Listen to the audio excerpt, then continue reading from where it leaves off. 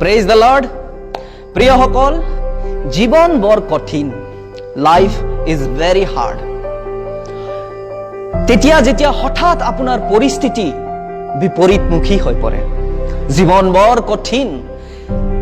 যেতিয়া হঠাতে আপোনাৰ চাকৰি হেৰাই যায় আৰু আপুনি অশেষ চেষ্টা কৰাৰ পাছতো যেতিয়া সুফল নাপায়, জীৱন বৰ কঠিন।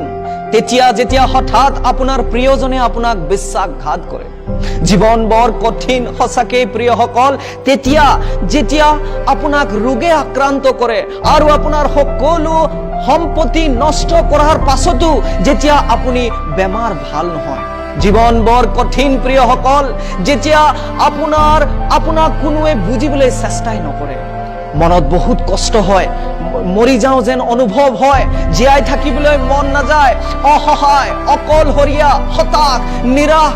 কিন্তু প্ৰিয়সকল, আমাৰ ঈশ্বৰে কয়, তুমি ভয় নকৰিবা, কিয়নো মই তোমাৰ লগতে আছো। তুমি ব্যাকুল নহবা, কিয়নো মই তোমাৰে ঈশ্বৰ। মই তোমাক শক্তি দিম, মই তোমাক সহায় কৰিম আৰু মোৰ ধাৰ্মিকতাৰ সোঁহাতেৰে তোমাক ধৰি ৰাখিম।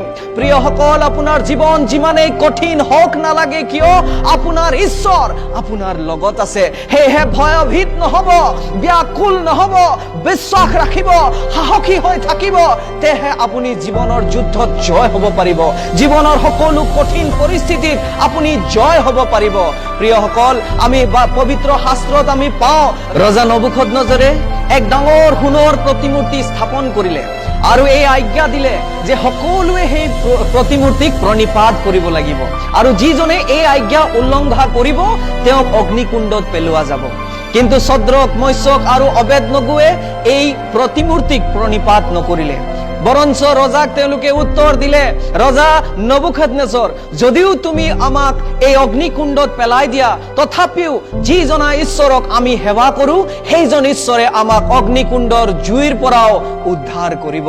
তেওঁলোকৰ উত্তৰ শুনি ৰজা নবুখদনেছৰ ক্ৰোধ আৰু অধিক প্ৰচণ্ড হ'ল আৰু সেই যি জুই জ্বলি আছিল সেই জুই নিয়মিত পৰিমাণতকৈ 7 গুণ অধিক কৰিবলৈ আজ্ঞা দিলে। জুইৰ পৰিমাণ 7 গুণ অধিক হ'ল। জুইৰ তাপ ইমানেই অধিক হ'ল যে যিসকলে তেওঁলোকক পেলাবলৈ গৈছিল সেই সৈন্যসকলকে সেই জুই গ্ৰাস কৰি পেলালে।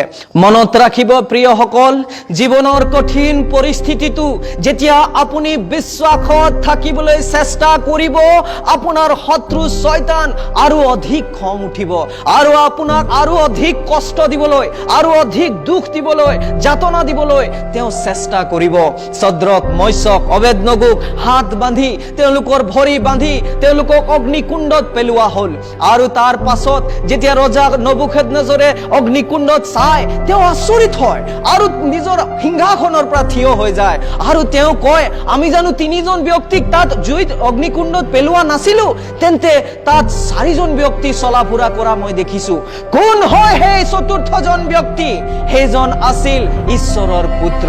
প্ৰিয়সকল, যেতিয়াই আপুনি সংকটত থাকিব, যেতিয়াই আপুনি সমস্যাত থাকিব, যদিও আপুনি অগ্নিকুণ্ডৰ জুইৰ মাজত থাকিলেও আপোনাৰ ঈশ্বৰে আপোনাক অকলশৰীয়া নেৰে, আপোনাৰ ঈশ্বৰ আপোনাৰ লগত থাকিব।